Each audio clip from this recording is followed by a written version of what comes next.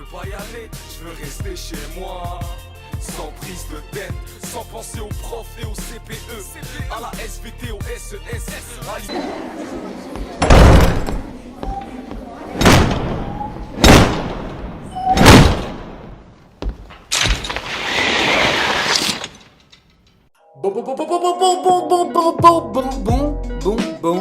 Bonjour les sixièmes.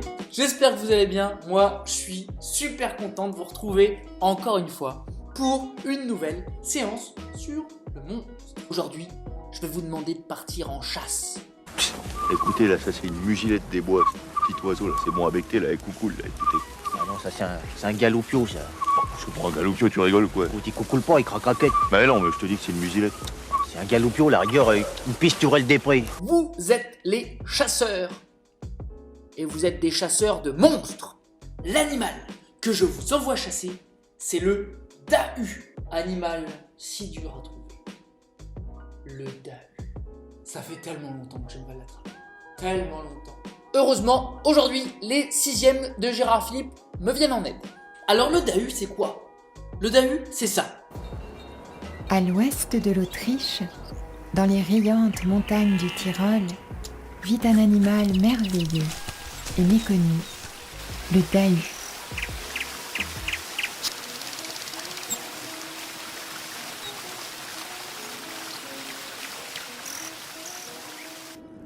Le dahu est un mammifère ongulé artiodactyle ruminant proche du lama. Cet animal a l'étrange particularité d'avoir deux pattes plus courtes d'un côté que de l'autre afin de progresser aisément sur des pentes abruptes. 4 espèces de dahus ont été répertoriées. Les dahus lévogyres, dextrogyres, Acynthus frontalis et Decynthus frontalis. Pour ceux qui veulent plus d'informations, je vous conseille d'aller écouter la vidéo en entier. Ça dure 6 minutes et on apprend tout sur le dahu. Pour trouver exactement ce que c'est qu'un dahu, je vais vous demander une chose. Donc vous allez devoir mettre pause sur cette vidéo. Vous allez devoir mettre pause et aller sur Google ou sur n'importe quel autre moteur de recherche et taper dahu. D-H-D-A-H-U. Vous allez devoir taper dahu sur votre moteur de recherche. Et vous cherchez ce qu'on trouve comme information sur le dahu. Allez sur Google maintenant et tapez dahu. D-A-H-U. Normalement, vous avez trouvé quelque chose qui ressemble à peu près à ça. Beaucoup d'informations sur le dahu. Moi, je tombe par exemple sur un site de cryptozoologie où on m'explique tout sur le dahu.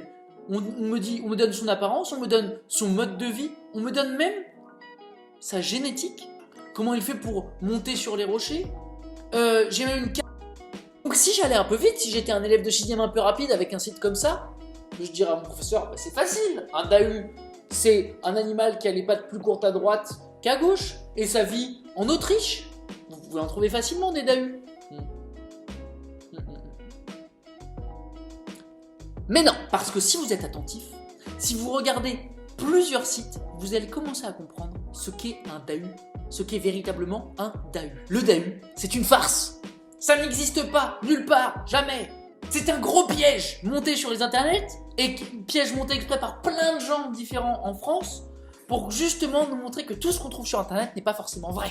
D'accord? C'est fait exprès. Il y a plein d'articles pseudo-scientifiques qui ont été faits par des profs de français ou des élèves qui voulaient rigoler un peu, qui sont faits juste pour nous parler d'un animal monstrueux et mythologique qui n'existe pas, mais nous en parler comme s'il existait véritablement.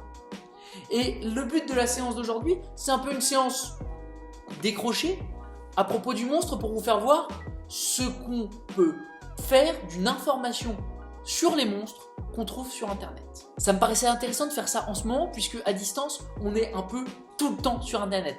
Ne serait-ce que pour venir voir mes cours, vous êtes sur internet et pour faire vos recherches, vous êtes tout le temps sur internet.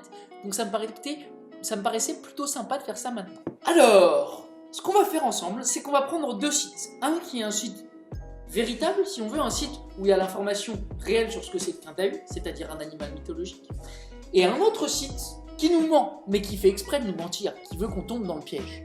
Donc vous allez devoir ouvrir 2 sites, d'accord? 2 pages de sites, un de la désencyclopédie Wikia et un autre de l'encyclopédie réelle qui est Wikipédia. Et on va comparer les 2 sites, on va comparer les informations sur les deux sites. Pour cela, vous devez impérativement ouvrir le fichier PDF que j'ai mis en fichier joint sur Pronote. Sans ça, on ne peut rien faire ensemble. Une fois qu'il est ouvert, vous le prenez sous les yeux, vous ouvrez les deux pages et je vous décris, avant que vous le fassiez seul, ce que vous avez à faire dans le détail. Vous avez un tableau, d'accord, dans lequel je vous pose une série de 5 questions qui doivent parler des deux sites différents. À gauche, la désencyclopédie Wiki, à droite, l'encyclopédie Wikipédia. J'ai oublié de vous dire, j'ai mis les liens en description. Ok, alors, la première question, c'est qui sont les auteurs de cette page? Et que savez-vous d'eux? Qui sont les gens qui ont écrit la première page de la désencyclopédie et la seconde page de l'encyclopédie Wikipédia? La deuxième question, un terme un peu compliqué, qui est l'éditeur du site? C'est-à-dire, on va le faire plus facilement, qui est-ce qui possède ce site et c'est quoi ce site? Regardez le nom, le titre, d'accord? Et puis, essayez de regarder par exemple dans Qui sommes-nous? Cherchez la rubrique, d'accord? C'est vraiment un travail de recherche que vous avez à faire sur ce site pour me dire qui est-ce qui possède ce site, comment il fonctionne ce site, d'accord? Vous devez aller chercher à droite, à gauche, cliquer, tac, tac, tac, tac, tac. Ça, c'est votre travail de chercheur, de chasseur de DAU pour me dire ce que c'est que ce site, d'accord? Troisième question, date. Quand a été publiée la page sur le DAU? De quand date-t-elle cette page sur le DAU? Allez le chercher. Cherchez l'information. De quand date la page sur le DAU, à la fois dans la désencyclopédie, à la fois dans Wikipédia. Ensuite, je vous demande de vous intéresser à la structure de la page, c'est-à-dire de noter sur votre tableau ou sur votre cahier quels sont les grands titres et sous-titres de cette page. Vous notez ça d'un côté pour le DAU sur la désencyclopédie, de l'autre côté pour le DAU dans l'encyclopédie Wikipédia. En dernière question que je vous pose, c'est recopier la phrase de chaque article qui explique sommairement, brièvement, en une phrase, ce que c'est qu'un DAU, à la fois dans la désencyclopédie et dans l'encyclopédie Wikipédia. Quelle est la phrase qui, voilà, le dit en une fois, ce qu'est un DAU? À gauche, à droite, pour la désencyclopédie, pour Wikipédia.